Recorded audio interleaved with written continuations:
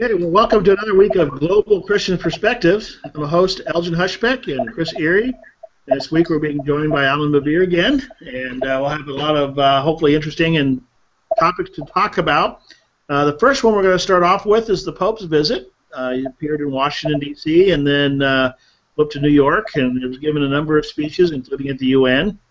And I want to get some initial reactions as to his visit and how well it's going or not going. I personally think it's going pretty well, and I think he's given a lot of very thoughtful comments that have given enough people to either agree with or disagree with as they see fit. But let's start with you, Chris. How are you viewing this from England?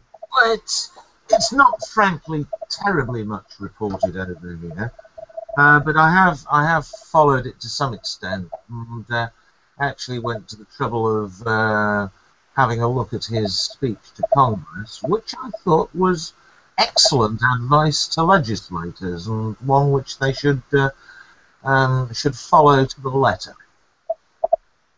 Allan? Yeah, I mean, I think the visit's been very positive. I think that it demonstrates that we human beings long for good leadership, for compassionate leadership, for caring leadership, and for decisive leadership.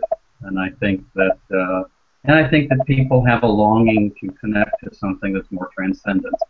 And so I think that has been very helpful. I thought the great moment of what I call cognitive dissonant irony yesterday was when the Pope was speaking before Congress and mentioned the Golden Rule, and everybody stood and applauded, where Congress seems to be the place of late where you don't do unto others as you would have them do unto you, but you do unto others before they do unto you. And so it was just kind of this moment of, okay, let's just sit back and process this. But I think it's been good. I think it's been good to see the Pope out there.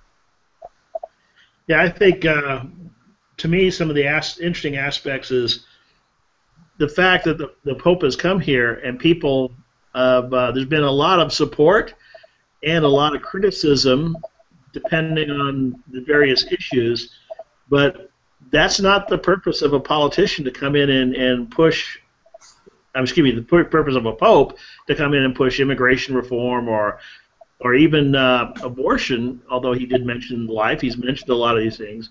But it's really to give a direction, give a set of principles, which is a very fine line to draw. I know a lot of people thought he went too far on some issues. Other people didn't think he went far enough. But I actually think he's done a fairly good job of threading the needle of as speaking as a Pope, and I'm speaking as someone who's not Catholic, but speaking as a Pope as opposed to a politician. Yeah, I would say, I guess what I would say in response to that is, yes, it's not, and to be honest, I frankly don't care what the politicians think about the Pope. It's how they're posturing for their own issues. But his purpose, it seems to me, is just to remind us of what's important to the gospel, that we care about life, we care about the poor, we care about the marginalized. We are to bring hope. Yes, we can have disagreements on what is the best way to do those kinds of things, but the fact of the matter is that these are the concerns. These are the concerns of Jesus, the concerns of the gospel, and he just reminds us of that, and I think that's important. Chris? I agree. I mean, yes, I appreciate your concerns about the Pope being political. It does seem to me that you've got an awful lot of very political clergy in the States who are quite prepared to use pulpits for making political statements, however. So if you did err a little on along the lines of making political statements, I don't think anybody should really be getting upset about that. I'm not upset about it. I mean, like I said, I thought he did a very good job of bringing up the issues without actually. I mean, there's a lot of what he said that I actually disagree with. But then again, I'm not Catholic, so and I don't mind somebody coming in and expressing a different point of view. I do, by the way, Alan, I would have a slightly different candidate for the ironic moment. Given the Pope's emphasis on immigration and allowing people in, I do think it was a little ironic that they had 10-foot fences all around St. Patrick's Cathedral in New York. Yeah. To keep out the people. Yeah. So he could do a speech on immigration. Yeah, I mean, I guess look at it, there's probably more than a few ironic. He has been doing some mingling with the people, so I'm pleased to see that. Yeah. Well, I hope in summary, I hope his call for unity and working together touched at least a few hearts, and because I think that that's something that is desperately needed. I think we would probably agree that that too much partisanism, I don't care what the bill is, I just want to make sure you lose on it type approach is too prevalent on both sides, and this call for legislators to act as legislators, I think, would be a very positive outcome. Any final thoughts before we move on to the next topic? No, I agree with that, and in fact, I think that one of the great, we know that democracy exists and survives and flourishes in the midst of compromise, and that doesn't mean you have to compromise your principles, but you're not always going to get everything what you want, and that, I think, has been lacking in Washington in recent years, and I agree with you, Elgin, it's been a problem on both sides, and that there's just been too much almost treating one's political views as a religion on which we cannot give any ground. And I just think that's unfortunate. Speaking of unfortunate, let's move into the next topic. Nice segue. Which is Ben Carson's unfortunate statements on Islam and the presidency. And I actually, when I first heard the clips, I was actually troubled that he would say such a thing. But in all honesty, when I went back and watched the entire question and answer sequence, I wasn't anywhere near as troubled at the end of that than I was beforehand. And I think where possibly he might have phrased things slightly differently and a little better, I think his statement was actually one that I would agree with. But that probably is going to require some qualifications. But let me turn it over to you. Who would like to start out on that? Did you find his statement troubling? Did you, Alan? Yeah, and I still actually do. I mean, I know he attempted to clarify. We all know that the Constitution says there shall be no religious test for office, and of course I know voters will make that test, we know that one way or another. But I think, the one thing he said, he clarified and said, well, if a Muslim would be willing to I guess, these are my words, maybe are not his, if a Muslim was sort of willing to put those Muslim convictions on the back burner and embrace the values of America, then it would be okay. And I want to ask him, in response to that, okay, fair enough, but if you are elected president, would you be willing to put your Christian convictions on the back burner for the sake of American values and the Constitution when they collide? That would be a question I would ask him. Actually, I think he answered that in the full context, as he said even a Christian who was trying to put their faith first would not be suitable. But Chris, you wanted to jump in. I quite liked Colin Powell's interjection recently, which basically was that it should not matter what religion you were, and he did not want to be in a position of telling, say, a 7-year-old Muslim child, no, you cannot, who was American, no, you cannot one day be president of the United States. I really don't think there should be a religious test. I mean, I do understand what Carson was getting at. We adhere until relatively recently had a bar against a Roman Catholic being Prime Minister.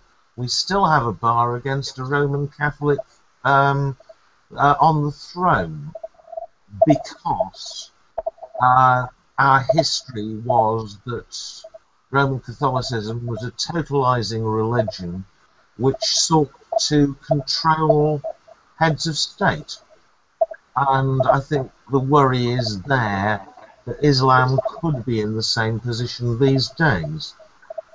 I think Christianity could as well, however, so it really shouldn't be a test in and of itself. I think the test should be how devoted to the good of the country the person is. Well, for me, this is where I would kind of fault the questioner, because the initial question was about faith, so a person's faith. But the offending remarks, the questioner, if you listen carefully, the questioner changed away from a particular candidate to a particular religion. He asked if Islam would be a problem. And when you look at Islam today, this raises a whole other issue, which we could easily translate into Christianity. But how do you define a religion? I mean, if you say, what is Christianity? Is it what I think it is? Is it what you think it is? Or is it, how does the majority of people, the way they practice it, fit into that? And when you look at Islam around the world, is there any historical example of a vibrant, democratic, and tolerant society in the same mold as the United States or Western Europe, coming from an Islamic form and even existing? The best candidate until a few years ago was Turkey, but you can't really say that about Turkey because it seems to be switching back the other way. A prominent Muslim leader became president, and now they seem to be, slipping back to be the example of the other Islamic states.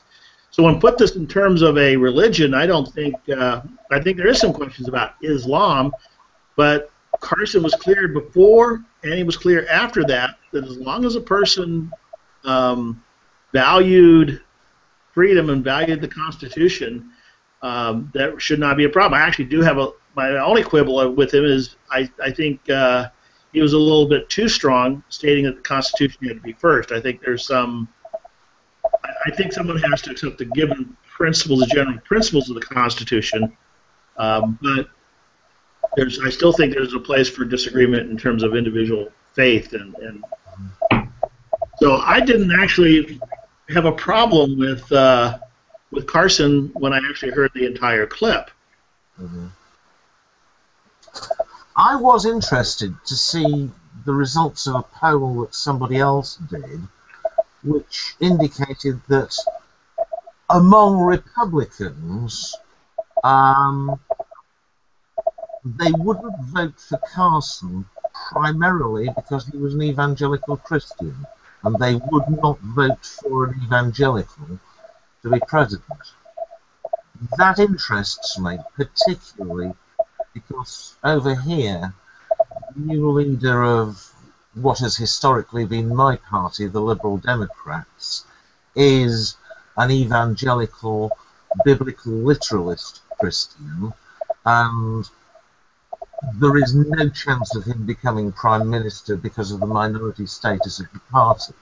But I think I would be worried about that as a concept. It's the biblical literalist bit that really troubles me there.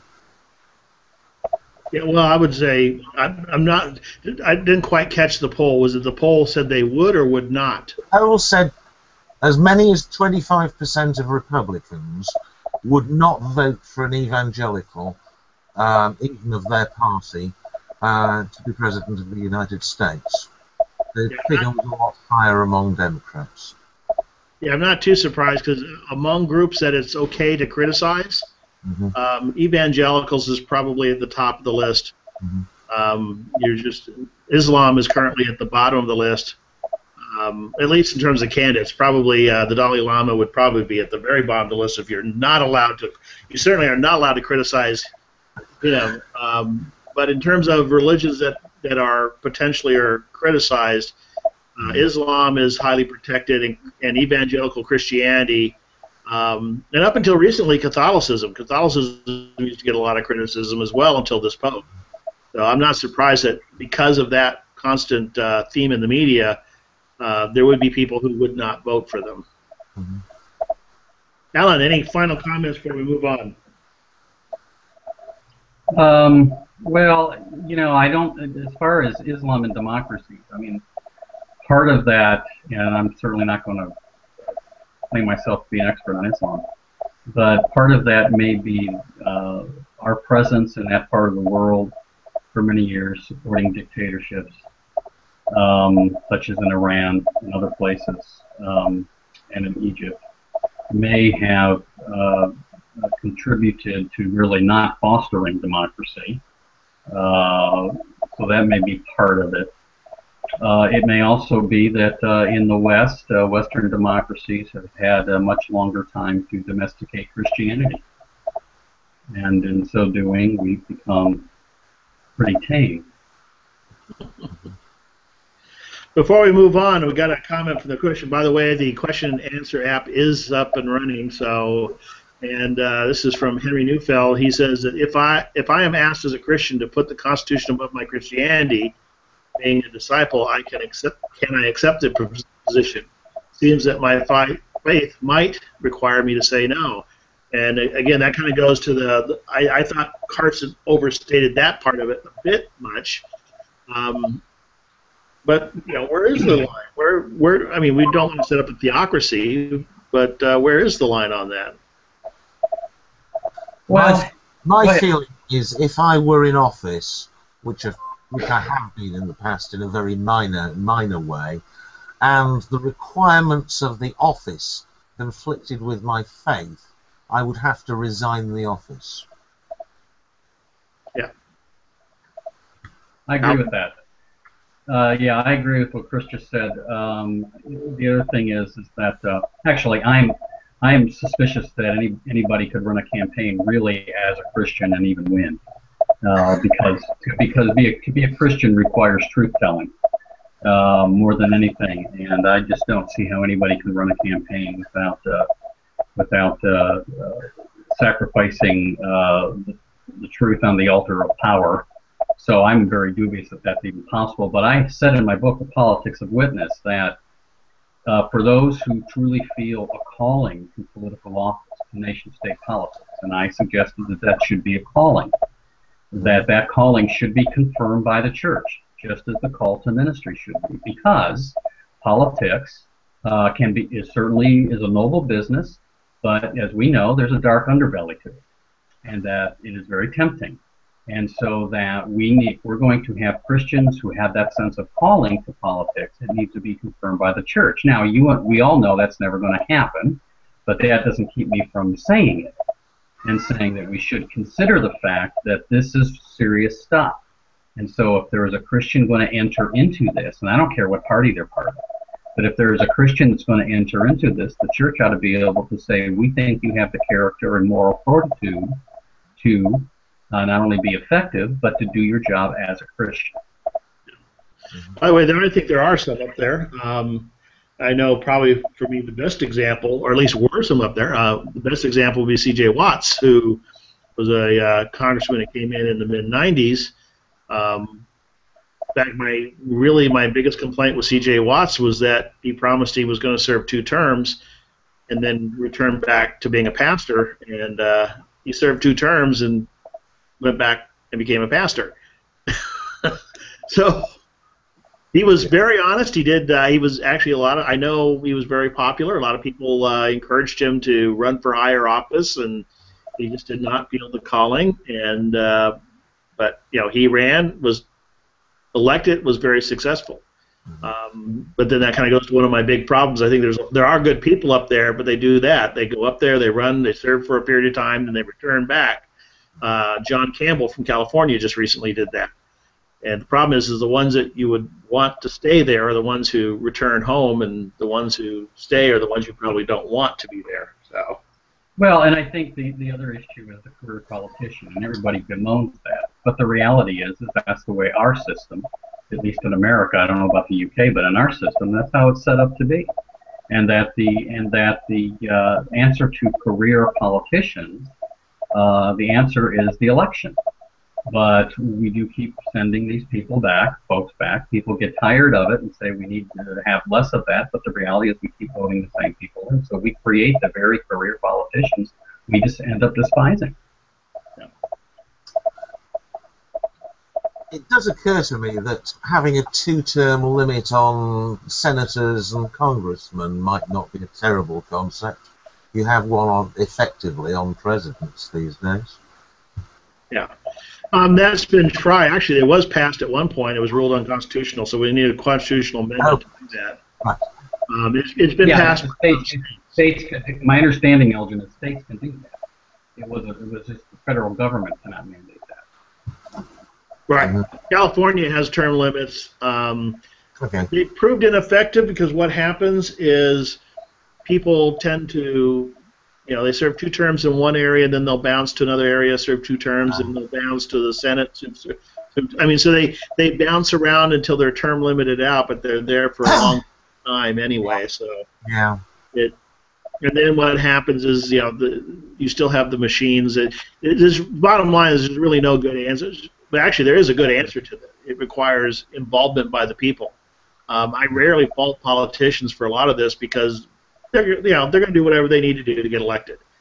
And when you run our campaigns the way we do, I mean, there's by the time we get well into the primaries, or by the time the nominees are picked, they're going to be a group of people that 40% are going to be Democratic, 40% are going to be Republican, and then they're going to play for the campaign will be for the 20% in the middle who hasn't figured out there's an election yet and doesn't know what's going on or who the people are. And so we end up fighting our campaigns to try and attract the attention of the people who are least interested. So, yeah, the answer to career politicians is to keep voting for the same people all the time. But, that's what we do. Yep. All right, well, let's move to our last topic. And our last topic is immigration in Europe remains a problem. It's becoming worse, harder to deal with. And my view on this is that until you go to the source, which is the unrest in Syria and ISIS to a large extent, and in Africa to some lesser extent, but until you go to the source and deal with those, this is going to continue. Unfortunately, or fortunately, or however you want to look at it, very few people, particularly very few politicians, have the courage to say that. I know in the Republican Party, the debates, there's only one politician who's saying that we actually need to send troops back. But until you do, he's not talking about a lot. He's talking about 10,000, but. The problem is whether he's right or wrong, everyone seems to really be kind of ignoring the real problem while the immigrants are coming to the gate. But that's my view. Anyone, I'm sure you might differ. Chris, you're there, and I'm seeing it on our news on a daily basis at the moment. I don't know whether it's filtered through, but. The Schengen group in Europe, that's the group that have open borders, have come to something like an agreement to allocate 120,000 refugees between them, which is wonderful compared with the numbers that have been let in historically, but amounts to 20 days worth only of the flow through the Balkans at the moment. So that is going to go nowhere. Estimates say that half the population of Syria has been displaced at the moment. There are at least another 4 million people in refugee camps in countries neighbouring Syria, and the figures are hugely being swelled by others from, for instance, Libya, Afghanistan, various other Middle Eastern countries, who in some cases are trying to pass themselves off as Syrians who've lost their papers. There is an incredible demand at the moment. I'm inclined to agree, Elgin, that unless the problems at home are solved, we have a continuing problem. We are very near having a completely fenced eastern boundary to Europe at the moment. The only gaps in it are the countries which are too poor to erect a fence just at the moment. We could be Fortress Europe before very long. And frankly, I think at figures like 120,000, we are hugely falling down on our Christian duty to welcome the stranger, and particularly the distressed stranger. And a lot of them are distressed. Some of them are economic migrants, and maybe have a little less sympathy there. Allan? Yeah, I agree that we need the best thing to deal with this ultimately is to deal with the source. How to do that, though, I'm not sure. It's a complicated situation. I did read a story this morning suggesting, and I don't think it's been proven yet, but suggesting that Russia has tanks in Syria. Yep. In support of Assad in going after ISIS.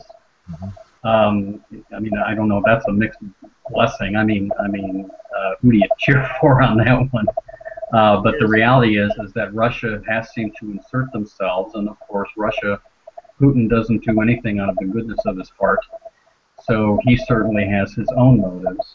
But Chris, I agree with you that this is an opportunity. You know, we may not be able to take in every single refugee that's there, but this is an opportunity for the Church of Jesus Christ in the West to do something of significance. You know, I'd like to see our denominational leaders, I'd like to see my council and bishops issue a plea for all United Methodist churches in the United States to consider taking in one refugee family as a church, and to bring them in, to clothe them, to give them a place to stay, give them employment, either on a temporary basis if they want to go back if things settle down, or to stay permanently. And I think that we as the church, it's not enough to say to the government, you know, you need to pony up here. I think we need to do something. And like I said, I don't know that we can take care of the problem completely, but it sure gives us an opportunity to be the Church of Jesus Christ I think Jesus wants us to be.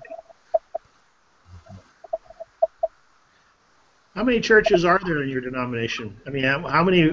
The United States, well, we're diminishing quickly.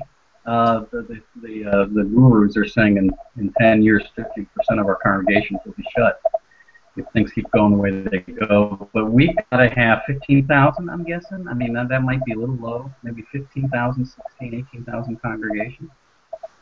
So putting that in terms of what Chris just said, that's less than a couple of days of the problem. Yes, it is, and it's not. I agree with that.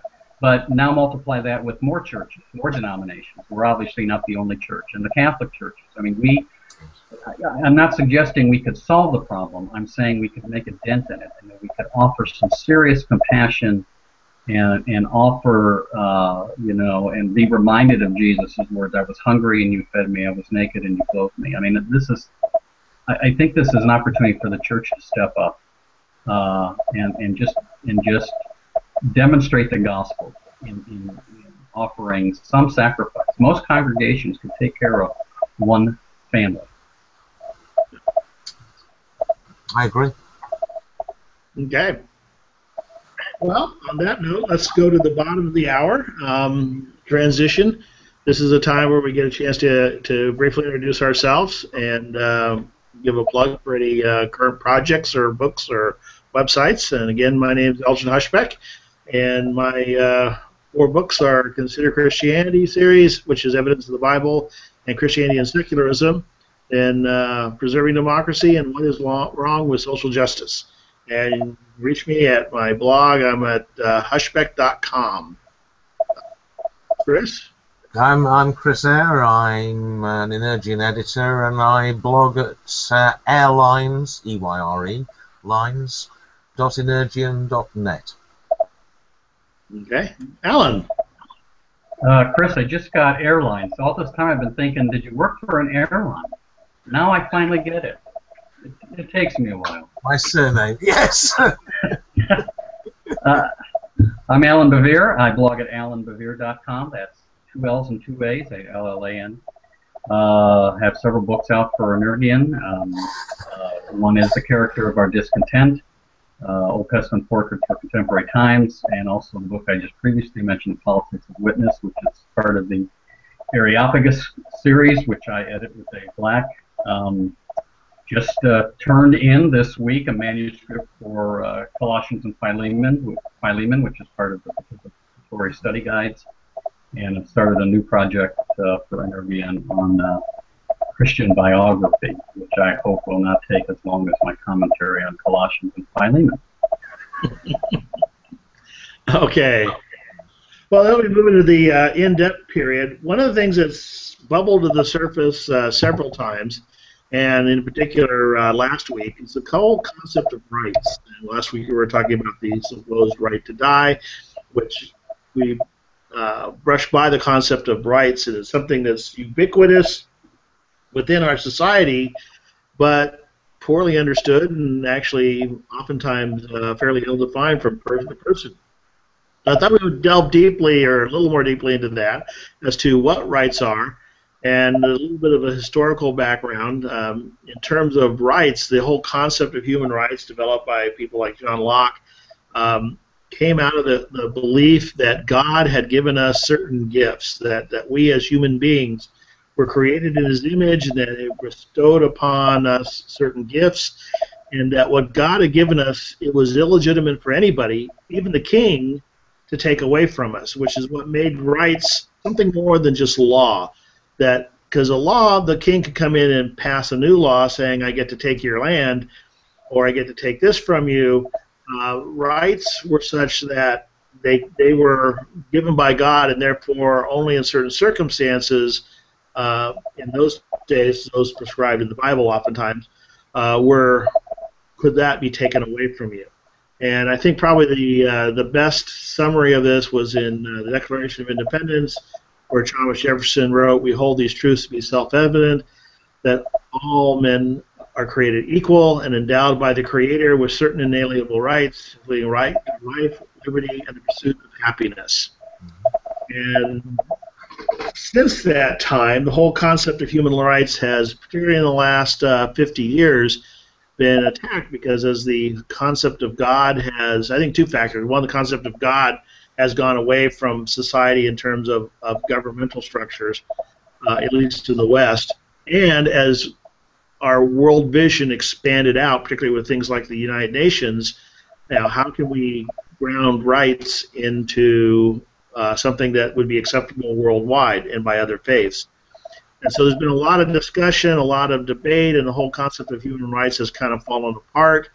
And that sort of raises the question: do we have such a thing called rights? Are they, if so, what are they? And I know, Allan, you mentioned last week that you had a fairly unique view of rights, so I thought we would start with you. How do you approach this whole question? Well, there's no doubt I'm in the minority on this view, and that's okay. I just struggle with the notion of rights, period. First of all, I think your analysis of the idea of rights connected to God and what God gives to us is exactly right on. I mean, I do think it's an interesting question to ask an atheist who believes in rights, where those rights come from. I think that's a fair discussion to have with somebody. But my problem with rights is severalfold. First, I don't see it in Scripture. I don't see rights, the notion of rights, anywhere. I see an awful lot about duty, an awful lot about obligation. I see an awful lot about what I, as a Christian, owe you, Elgin, and you, Chris. The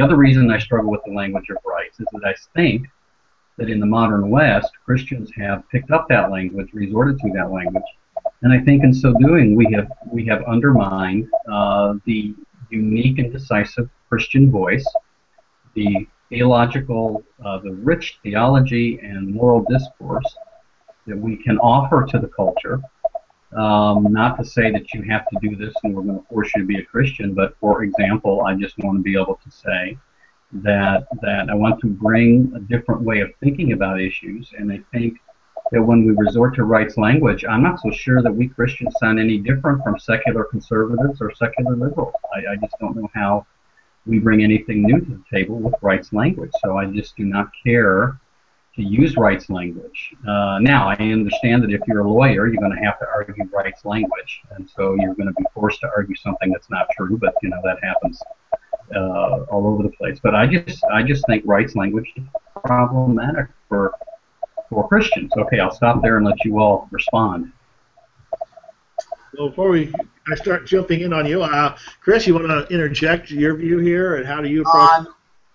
I'm fascinated by hearing Alan's view, because I had rather hoped that Alan might have found biblical justification for some ideas like liberty and equality. I haven't been able to find them either. I don't think these are biblical concepts. I mean, it seems to me that the idea of the rights of man is generally down to Tom Paine.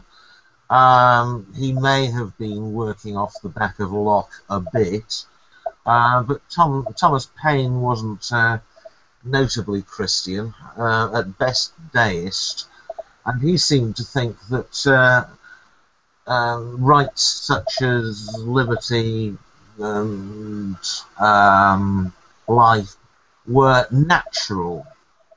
So that's echoed in the language of these truths to be self-evident. My problem is I have never seen that they are self-evident. Exactly right. Nothing about that is language that comes directly from John Locke. I mean, he largely lifted that passage from John Locke, so that's where the self-evident part comes. Oh, I mean, on the whole, I think Locke is wrong in that. However, I think the presence of human rights is an extremely useful fiction, and I'm not surprised that they started off with these as a set of axioms, because they couldn't be justified. So if it can't be justified, make it an axiom, and then all the rest flows from there. Certainly, if you're looking at something like Locke's social contract, you need some such foundational concepts to be in there.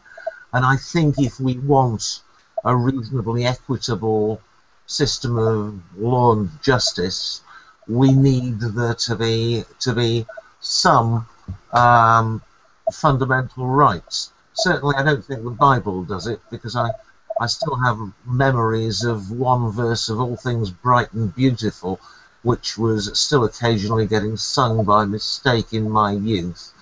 The rich man in his castle, the poor man at his gate, God made them high and lowly and ordered their estate, which is not quite the all men created equal. Yeah.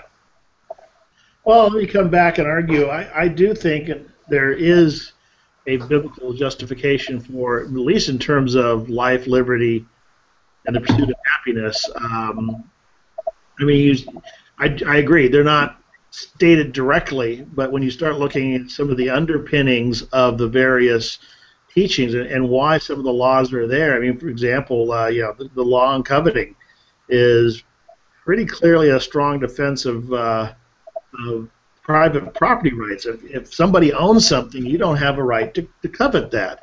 When you start looking at what's behind a lot of the rights, I mean, the author of the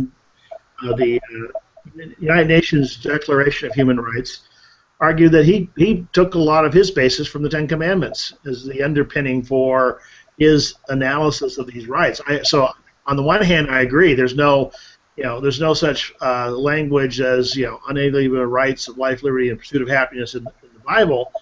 But on the other hand, I think the underpinnings and the underlying philosophy is there. The whole concept of that God has given us the ability to choose and to make moral choices implies that there's a set of freedom there. There's a set of liberty that God has given us, and that what God has given us, no man, even the king, has a right to take away, up until the point that my rights begin to impinge on your rights. If I start overstepping, then that's where the state can come in. And for example, if I, without getting into the concept of the death penalty at the moment, the death penalty can be justified under that in terms of if I take a life, I have forfeited mine, in that sense of concept. But in terms of, at least in terms of rights language, that is where the justification comes in. So, but I also am troubled by rights because if you think about the definition of rights I've used, none of the rights that I've expressed, life, liberty, and the pursuit of happiness, impinge on you at all. However, a lot of what's claimed to be a right today, and I know this is something that will be contentious, but in terms of right to health care, my right to health care and your right to health care are fine in terms of not being blocked, but do you have a right to take some of my salary and some of my earnings to be able to pay for your health care? See, for me, the question is, for me, the question is backward. For me, the question is, and again, I'm thinking, as a Christian, what do I owe you that I may want to do what I can to make sure you get good health care? That's my problem with rights language, is because too often I think rights language degenerates into what I am owed. And of course you would agree with that, Elgin, because that's your point. Yes. But I want to say it's about obligation and what we owe one another. And I don't know that we can live lives compartmentalized completely away from each other. I mean, I think that we do have a stake in the health of a society, and health can be defined in many different ways here. I'm not just thinking necessarily of health care. But for me, the problem is, look, I think because of the diversity of the world and outlook and worldview, if we want to have something called rights that we often decide upon basically as the way to treat each other in a decent kind of way, okay, I guess I can deal with that. But for me, as a theologian and as a Wesleyan, the importance of theology and theological discourse is because without that, I cannot know how I am to live.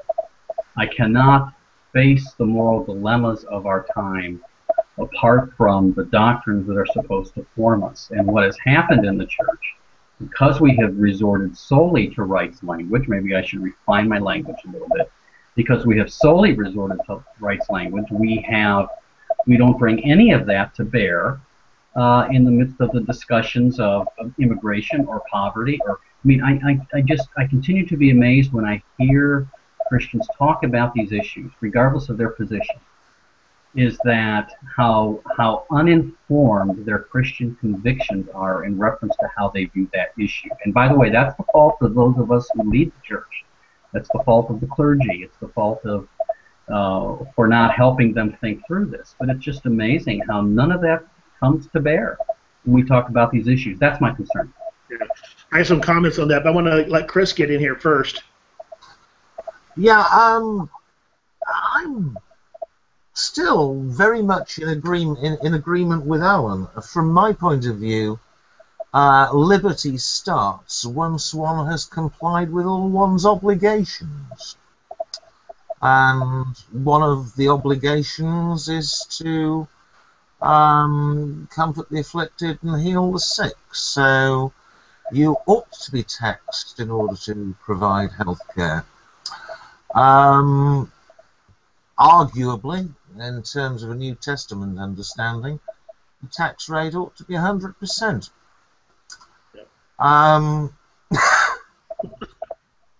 Well, let me jump in. One of the things that I see going, one of the things I see going on is for me at least, from my point of view, rights language and the whole concept of human rights. I mean, again, it developed largely out of a way to protect one from the king.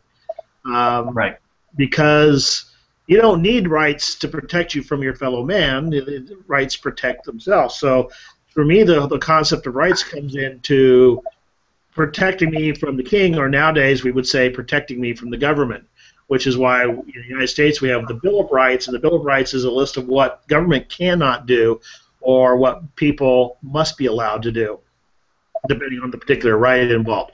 So in terms of governmental structures, that's where rights comes in. When you get into the church, yeah, I agree with Allan. Rights language pretty much disappears at that point, because we don't have, in terms of how we approach our fellow man, we have duties, and I think one of the big problems I do see in a lot of people that push rights, a right to this and a right to that and a right to this seemingly expanding list of rights with no concept of obligation and duty, and I think that is extremely harmful. So, and again, it becomes almost, I not only have a right, I have a right, and you must pay for it, is the implicit part of a lot of that as well. So I always draw a distinction. Am I talking about the church? And I'm talking about what I need to do as an individual for my fellow man?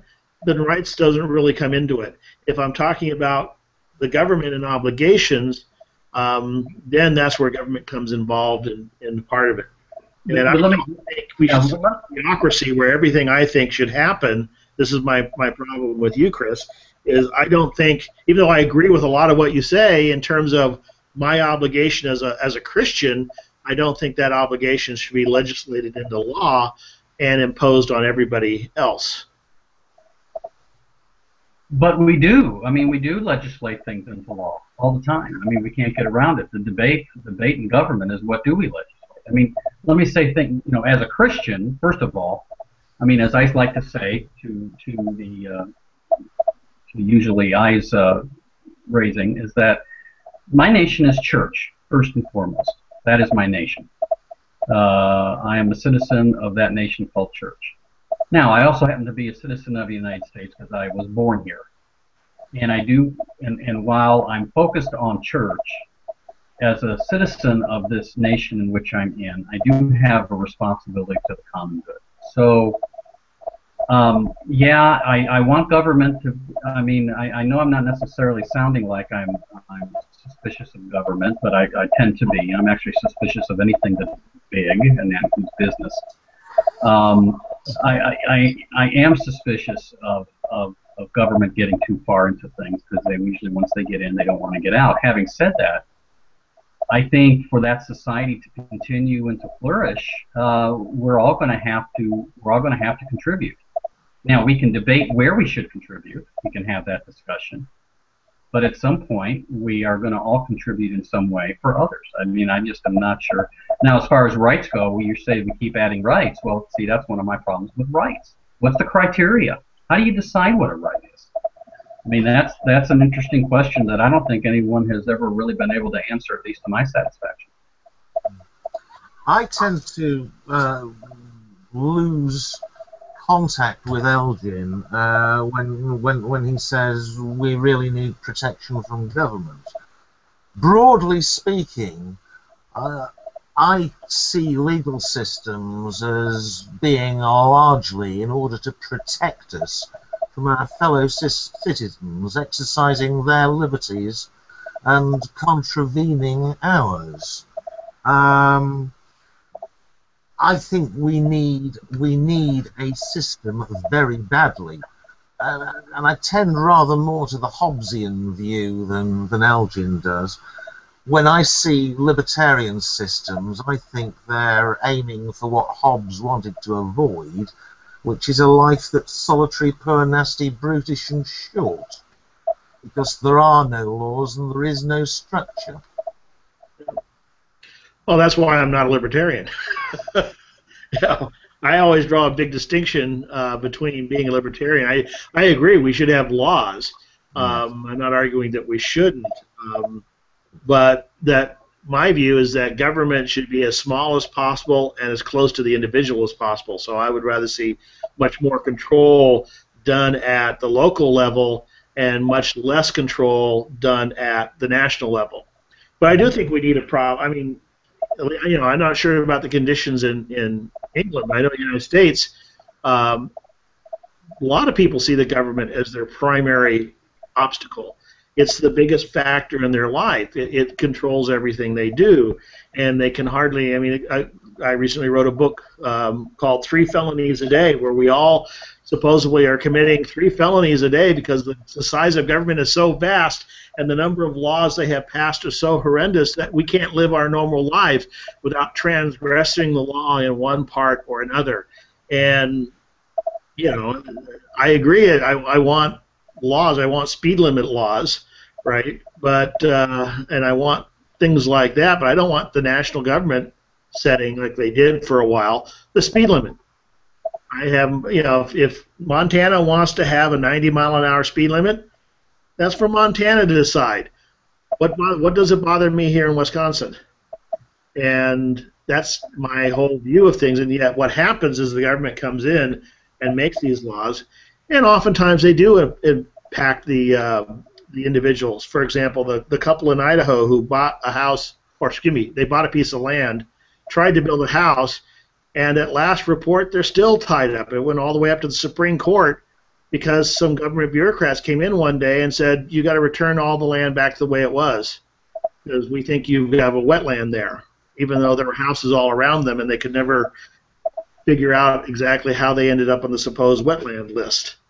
So, when you run up across government, what is your response when you come across bureaucrats who have unlimited funds at their disposal to ruin your life? Well, I agree. I mean, I think we can come up with examples where government has intruded where it shouldn't have. And by the way, I do agree with you that I would like to see more power on the local level as far as politics, only because it's easier to hold local officials accountable than it is the larger you get. So I'm with you there. But there are things that happen that just cry out for somebody to do something, and only it seems like government can. And the story of, Chris, you mentioned it in your email exchange about this 32-year-old executive of this pharmaceutical company who got a hold of this cancer drug. That's was $12.50 a pill or something, and he's raised it up to, what was it, $700 or something. And he's done this kind of the second president of the United States, John Adams, said that the government will only be as moral as the people who elect them. And I think it's the same true as with business. Business will only be as moral as the people who run them. And when you've got this 31-year-old, and I listened to him in an interview, he sounds like a sniveling little snot who, frankly, ought to be given a timeout in his room. 32 years old, and he's raised this cancer drug that has no patent on it, that hasn't had any connection to research in years, and now he's raised this price. Who's gonna interfere with that? Who's gonna get in the way of that other than the government? I'm a little unfamiliar. I saw the story. I didn't get a chance to get into the details on it. If he doesn't have a patent, then what's keeping other companies from coming in and just... Well, that's probably going to happen eventually, but right now it hasn't happened, and I don't know why other companies haven't invested in it, and maybe it's just the price is too small, I don't know. But what really needs to happen, and my preferred choice would be, is that another pharmaceutical picks it up and says, well, we're going to sell it for $12.50 and cut the rug out from under this guy. That's what I'd like to see happen. But if that doesn't happen, there's something unjust about this. I mean, this is not a drug tied to billions of dollars of research recently. This is a drug that's been on the market since, I want to say, 1952 was when the patent ran out. And so it isn't as if this guy's got overhead here in producing this drug. And he's just raised it because I guess he feels like he can. If I can assist on that, it could be a question not of patent, but of know-how. In chemical processes, patents are sometimes not nearly as easy to follow to actually produce something as you might expect, because they tend to be written deliberately to protect what you have while not giving away the secrets to other people, so that they can slightly engineer it and produce something very like it, etc. It may be that the patent is out there for anybody to copy, but he's got the only company that has the actual know-how to follow the patent at present. Yeah, I'm just saying this is an example where people get flustered with this. This is in the private sector, and he just, I mean, obviously, no pharmaceutical company is going to lose money producing a drug. So obviously, the previous company was able to produce it fine for years to charge $12.50, and now he's zapped it up to $700. And I just think that's when people say, okay, who's going to do something about this? Well, who does something? Then the government gets involved. I mean, it all comes down to being moral. It all comes down to whether you're in government or whether you're in business. Conducting your business, conducting your politics in a moral way. And when you lose that, there goes order. I agree with that. I think whether it's business or government, immoral people are going to make bad decisions. I mean, one of the things that frustrates me with the left, oftentimes I'm in agreement with the left in their criticism of large corporations. Usually not quite as much, but I'm usually fairly close, or at least sympathetic to their criticisms. What I don't understand, for me, where I lose it is when government seems to be almost by default to be all good. And so, for example, you have the BP oil spill. All this oil was released in the Gulf of Mexico, and there was lots of very deserved criticism of BP and all of this. We just had another huge disaster out on the Colorado River, where they basically dumped huge amounts of mine refuge waste down into a river, ruining the river. And that went pretty much unrecorded. I mean, there was a few stories mentioned, but compared to the BP oil spill, there's probably a lot more substantial, other than, of course, the oil rig itself and the deaths there. But other than that, in terms of just the ecological damage, there was probably more damage done, actual damage done in the river, but it was largely ignored because that was government, and it was just government screwing up. And so, well, that's just, move on. As opposed to BP, it was the evil corporation. And of course, everybody loves the oil companies to begin with. So, well, it's hard for politicians to run on re-election on the basis of a screw-up, and so that's part of the problem. So, I agree with you. Look, when you put money together and when you put power together, if you don't have moral people, you're going to end up with a problem. And it happens in business and it happens in government. And all I can say there is that at least if we live in a democracy, at least if the thing is working properly, we have a chance to put moral people in charge of it. With a company, if moral people are in charge, they will probably get the sack because it'll damage the share price. I'm not completely. I mean, I think there's a lot of legal stuff. I think one of the things that's going to change, and is in the process of changing right now, is we are moving into uncharted territory because of the internet and the speed at which information transcends everything. We saw this with Volkswagen, right? I think it's pretty clear Volkswagen jimmied not only did they not report, they deliberately cheated on the emission test. And I think the ability to do that is rapidly, that window is closing. People are going to find out. I mean, one of the big things that you see a lot of managers and management seminars putting out now, people are going to find out. There's going to be a whistleblower. It will come out. And if you're not honest and you're not doing things correctly, you're going to end up on the front page of the New York Times, and you end up resigning, like the head of Volkswagen ended up having to do. So I think that is going to become an increasing factor. We're pretty much out of time here. If you have a real quick closing comment on our issue on rights, otherwise we'll just go ahead and close it out. I was just remembering a friend of mine from university who said, mankind has one inalienable right, the right to be given privileges. That's right. Well, and since we also talked about democracy, I guess I will end with saying that I say that the great thing about democracy is that everybody has a voice and a vote, and the terrible thing about democracy is everybody has a voice and a vote.